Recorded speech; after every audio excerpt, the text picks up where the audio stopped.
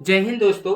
आज मैं फिर एसएससी जीडी का एक इम्पोर्टेंट क्वेश्चन लेकर आया हूं। ये जो क्वेश्चन है मेंसुरेशन चैप्टर यानी एडवांस मैथ्स के मेंसुरेशन चैप्टर से पूछा गया क्वेश्चन है। यह एसएससी जीडी के पिछले एग्जामों में पूछा गया है, तो मैंने सोचा कि आप लोगों को इस क्वेश्चन का सॉल्यूशन बताते हैं। सबसे पहले मैं इस क्वेश्चन का एक बेसिक कंसेप्ट बताऊंगा कि किस तरह से हम बेसिक कंसेप्ट से सॉल्व कर सकते हैं। इसके अलावा इस क्वेश्चन का एक शॉर्ट ट्रिक भी बताऊंगा जिसके द्वारा हम क्या कर सकते हैं, मात्र 5 से 10 सेकंड के अंदर इस क्वेश्चन का सॉल्व कर सकते हैं। क्वेश्चन हमारा ये है कि दो त्रिभुज है और उन दोनों त्रिभुज की जो ऊंचाई है, ऊंचाई में है अनुपात 3 और 4 का अनुपात है, ठीक है। और वही त्रिभुज के जो क्षेत्रफल है, तो क्षेत्रफल में जो है अनुपात है वह है 7:8 है, ठीक है। तो हमसे क्वेश्चन में पूछा जा रहा है कि तो बताएं कि आधार में क्या अनुपात होगा, ठीक है। तो देखिए सबसे पहले हम लोग क्या करते हैं, दोनों त्रिभुज का क्षेत्रफल निकालते हैं। तो मान लेते हैं यहाँ पे पहला त्रिभुज का क्षेत्रफल निकालेंगे, तो क्षेत्रफल निकालने का जो जनरल सूत्र होता है 1/2 गुने आधार गुने ऊंचाई, हम उसी फॉर्मूला से चलेंगे। तो पहला त्रिभुज का हम क्षेत्रफल निकालते हैं, तो 1/2 गुने आधार, तो आधार आपका क्या हो जाएगा b1, और गुने ऊंचाई तो आपका क्या हो जाएगा h1 हो जाएगा, ठीक है। अब इसमें भाग देंगे हम दूसरे त्रिभुज के क्षेत्रफल से, तो दूसरा त्रिभुज का क्षेत्रफल क्या होगा 1/2 गुने आधार, तो मानते हैं कि b2 उसका आधार है और ऊंचाई आपका क्या है h2 है, तो यह हो गया दूसरा त्रिभुज का क्षेत्रफल। अब पहला त्रिभुज के क्षेत्रफल में दूसरा त्रिभुज के क्षेत्रफल से भाग देते हैं, तो यह अनुपात हुआ।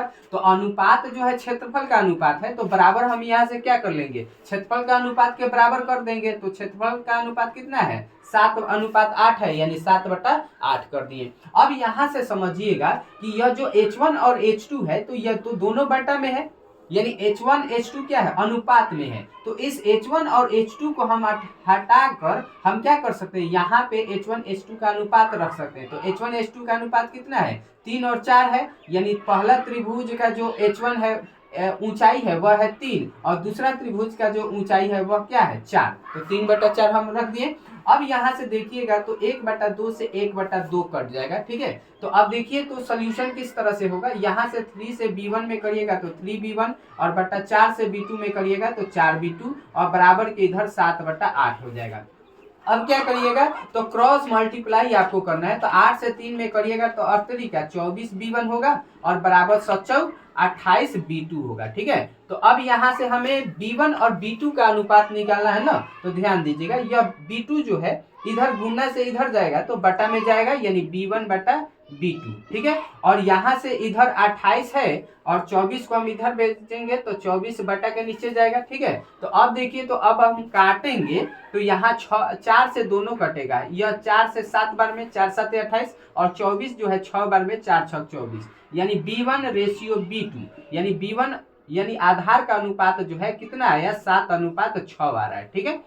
यह हो गया, आपको बेसिक कंसेप्ट बता दिए।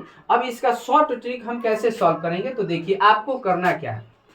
तो सबसे पहले आपको जो क्षेत्रफल का अनुपात है इस तरह के क्वेश्चन में, यानी 3 चीजें होता है, एक क्षेत्रफल, एक आधार और तीसरा ऊंचाई। इन तीनों में से आपको क्षेत्रफल का जो अनुपात है हर बार देगा, बाकी 2 अनुपात जैसे आपका आधार का अनुपात या फिर ऊंचाई का अनुपात, इन दोनों में से ही किसी एक का अनुपात पूछा जाता है, ठीक है। तो जब भी इन दोनों में से पूछे तो क्षेत्रफल का जो अनुपात दिया है उसको पहले लिखिएगा। तो क्षेत्रफल का अनुपात दिया है 7:8, तो हम लिख दिए। अब इसके जस्ट नीचे आपको जो भी आपका अनुपात दिया है उसको लिखिए। तो जस्ट नीचे हम ऊंचाई का अनुपात दिया है, यानी ऊंचाई का अनुपात दिया है 3:4, तो जस्ट इसके नीचे लिखेंगे। तो अब यहाँ से क्या निकलेगा, तो आपका आधार का अनुपात निकलेगा। और यह कैसे निकलेगा, तो देखिए आपको क्या करना है, क्रॉस मल्टीप्लाई करना है। तो सबसे पहले इधर वाला का क्रॉस मल्टीप्लाई करिएगा, तो 7 कितना होगा 28, और अनुपात अब इधर से 3/8 24। अब यह दोनों 4 से कट जाएगा, 4 7 28 और 4 6 24, यानी 7:6 आपका आ गया, ठीक है। तो इस तरह से हम शॉर्ट ट्रिक के द्वारा भी क्या कर सकते हैं, सॉल्व कर सकते हैं। तो ऐसे ही एसएससी जीडी से जुड़े सवालों का सलूशन जानने के लिए हमारे चैनल को सब्सक्राइब करें। मिलेंगे आपसे नेक्स्ट वीडियो में एक नए क्वेश्चन के साथ, तब तक के लिए जय हिंद।